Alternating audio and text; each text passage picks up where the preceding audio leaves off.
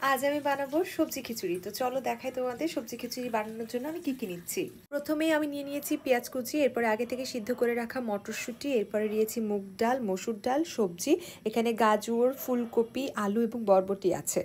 এখানে আমি বুটের ডাল নিয়েছি। বুটের ডাল আগে থেকে ভিজিয়ে রেখেছিলাম এবং সিদ্ধ করার জন্য এক চুলায় বসিয়েছি। অন্য চুলায় আরেকটা পাত্র নিয়েছি। এখানে আমি তেল আর সামান্য একটু ঘি দিব।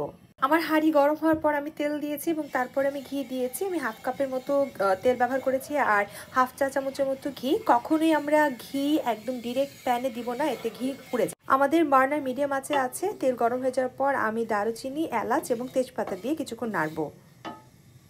এখন আমরা 2 চামচের মতো রসুন বাটা আর 1 চামচের মতো জিরা বাটা দিলাম। যেহেতু এটা ডিপ ফ্রিজে ছিল তাই আমার ক্ষেত্রে জমাট বেঁধে আছে। আপনারা আগে থেকে বের করে রাখলে স্বাদ ভালো আসবে। আমার রসুন বাটা, জিরা বাটা ভালোভাবে গলে গেছে এবং এটা কষিয়েও ফেলেছি আমি। এখন আমি দিয়ে দেবো আমার পেঁয়াজ কুচিগুলো। আমি আগে থেকে এখানে পেঁয়াজ কুচি করে রেখেছি। এখানে আমি 2টো বড় সাইজের পেঁয়াজ নিয়েছি, সেটা আমি এখন দিয়ে দিচ্ছি। এখন এটাকে আমি একটু ব্রাউন করে ভেজে নেব।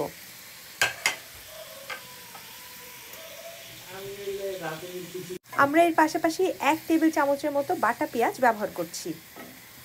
আমি খুব ভালোভাবে এখন নেড়ে নিচ্ছি।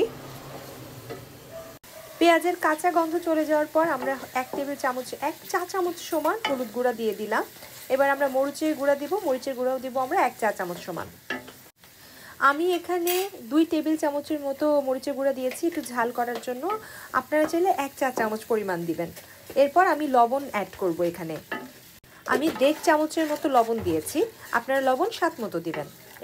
এরপর আরও একটু নেড়ে চেড়ে নিচ্ছি যেন মশলাগুলো খুব ভালোভাবে কষিয়ে নিতে পারি।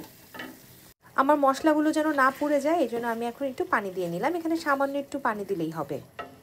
এখন আমরা আমাদের যে সবজিগুলো আগে থেকে কেটে ধুয়ে রাখা ছিল সেগুলো বসিয়ে দিচ্ছি।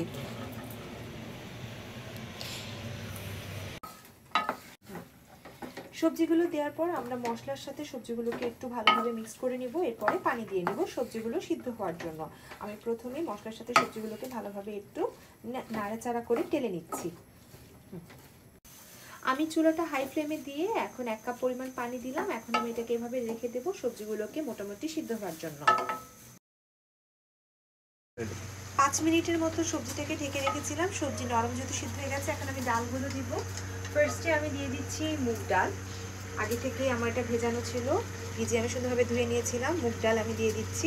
আপনারা আপনাদের পরিমাণ মতো মুগ ডাল, মসুর ডাল, বুটের ডাল ইউজ করতে পারেন। চাইলে এই যে কোনো 1 প্রকার ডালও ইউজ করতে পারেন, আবার চাইলে আমার মতো 3 প্রকার ডালও ইউজ করতে পারেন। আমি 3 প্রকারটা ইউজ করছি কারণ আমার আসলে ডাল খুব পছন্দ। বিশেষ করে খিচুড়িতে 3 ধরনের ডাল আমার কাছে মনে হয় খিচুড়ির স্বাদটাকে বাড়িয়ে দেয়। ডালগুলোকে সুন্দরভাবে ধুয়ে নিয়েছি আমি আগে। এখন আমি ডালগুলো দিয়ে দিচ্ছি।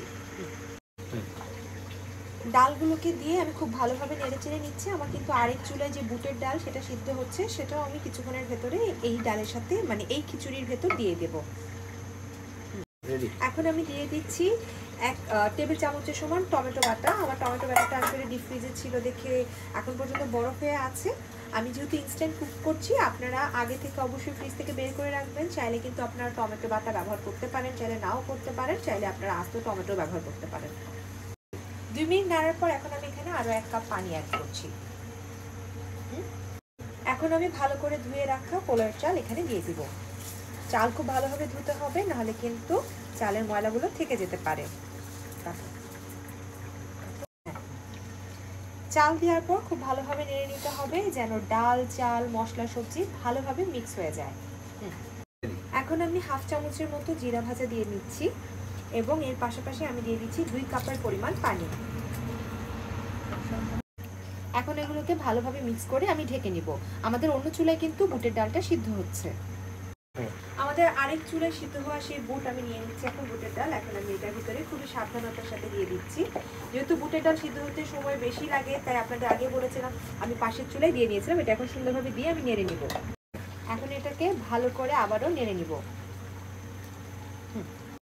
এখন আমি এখানে আরো 2 কাপ পানি অ্যাড করছি। আসলে পানিটা প্রয়োজন মতো আপনাকে বুঝে বুঝে দিতে হবে।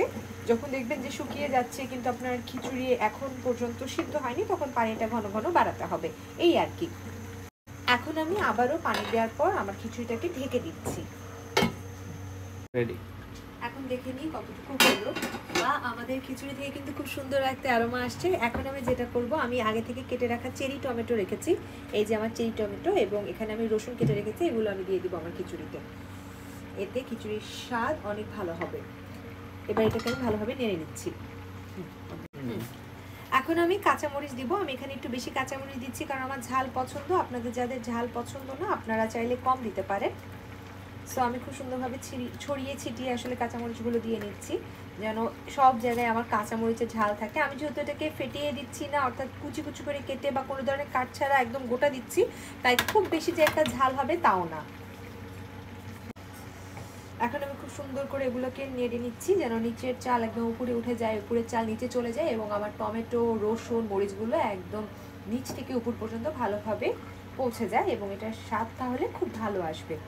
আমার চাল কিন্তু এখনো সিদ্ধ হয়নি, এখানে আরো পানি প্রয়োজন, তাই এখানে আমি আরো এক বাটি পানি দিয়ে নিচ্ছি। আমি আগে বলেছি পানিটা সম্পূর্ণ আসলে ডিপেন্ড করছে রান্নার উপর। চাল যদি আপনার পুরানো হয় তাহলে কিন্তু পানিটা বেশি দিতে হবে, অর্থাৎ সবজি, চাল, ডাল সবকিছুর উপরই পানিটা ডিপেন্ড করছে। আবার চুলার আঁচের উপর বা আপনার যে তাপমাত্রা থাকে গ্যাসের, সেটার উপরও কিন্তু আসলে ডিপেন্ড করছে। আর আমার ইচ্ছা একটু আমি ল্যাটকা খিচুড়ি করবো, তাই পানির পরিমাণটা এমনিও আমার খিচুড়িতে একটু বেশি যাবে। পানি দেওয়ার পর আমি এটাকে আবারও ঢেকে দিচ্ছি। এখন একটা টিপ শেয়ার করি তোমাদের সাথে, সেটা হচ্ছে আমি কিন্তু আমার পাতিলের নিচে আরেকটা হচ্ছে ফ্রাই প্যান দিয়েছি। এর কারণ হচ্ছে আমি এখন চুলার আঁচটা বাড়িয়ে দিয়েছি। একদম শেষ মুহূর্তে কিন্তু অনেকের পাতিলে খিচুড়ি লেগে যায়, খিচুড়ি পুড়ে যায়। আমরা যদি এইভাবে খিচুড়িটা রান্না করি একদম শেষ মুহূর্তে এসে, তাহলে কিন্তু পাতিলে আর খিচুড়িটা লেগে যাবে না বা পুড়ে যাবে না নিচের অংশ। সো এই টিপসটা তোমরা ফলো করতে পারো। আমাদের খিচুড়িটা খানিকটা হয়ে এসেছে। এখন আমরা যেটা করব, মটরশুঁটিগুলো দিয়ে দিব। যেহেতু আমার মটরশুঁটিগুলো আগে থেকে সিদ্ধ করা ছিল, তাই আমি এখন মটরশুঁটিগুলো উপর দিয়ে ভালোভাবে এটাকে নেড়ে নিব। আমাদের খিচুড়িটা প্রায় হয়ে গেছে। এখন আমরা এখানে ধনেপাতা দিব। আমি এখানে বিলাতি ধনেপাতা এবং রেগুলার ধনেপাতা নিয়ে নিচ্ছি। এই দুটোকে আমি একসাথে ভালোভাবে মিক্স করে এটাকে দিয়ে দিব। এতে খুব ভালো একটা ফ্লেভার আসবে। ধনিয়া পাতাগুলো দেওয়ার পর আমি আবার এটাকে খুব ভালোভাবে নেড়ে নিব। এখন আমরা এখানে ঘি দিব। আমি এখানে 1 টেবিল চামচের মতো ঘি দিচ্ছি। আপনারা চাইলে একটু বেশি দিতে পারেন যাদের ঘি পছন্দ। আমি এখানে আরও একটু দিচ্ছি। আমি এখানে আরও 1 টেবিল চামচ মতো দিলাম। আমি মোট 2 টেবিল চামচ ঘি দিচ্ছি, কারণ আমার ঘিটা খুব পছন্দ। এবার আমি এটাকে একটু ভালোভাবে নেড়ে নিব। 3টা ডিম ফাটিয়ে আমি এখন এখানে দিয়ে দিচ্ছি। ডিমটা আগে দিলে ভালো, আমি ভুলে গিয়েছিলাম, তাই আমি ফাটিয়ে এই পর্যায়ে ডিমটা দিয়ে ভালোভাবে নাড়াচাড়া করে নিচ্ছি। বাস তৈরি হয়ে গেল আমার ল্যাটকা খিচুড়ি। দেখতে খুবই সুন্দর হয়েছে এবং নিশ্চয়ই খেতেও অনেক দুর্দান্ত হয়েছে। এখন এটাকে সুন্দরভাবে পরিবেশন করব আমি। বাস সুন্দরভাবে তৈরি হয়ে গেল আমাদের খিচুড়িটা। আমি সুন্দরভাবে একটা পরিবেশনের জন্য একটা চেরি টমেটো মাঝে বসিয়ে দিয়েছি। আপনারা চাইলে এখানে অন্য কিছু দিতে পারেন, কাঁচামরিচ দিতে পারেন, একটু ধনিয়া পাতা দিতে পারেন, কিন্তু আমি খুব সিম্পলভাবে এই জিনিসটাকে পরিবেশন করতে চাচ্ছিলাম, তাই সুন্দরভাবে করে ফেললাম।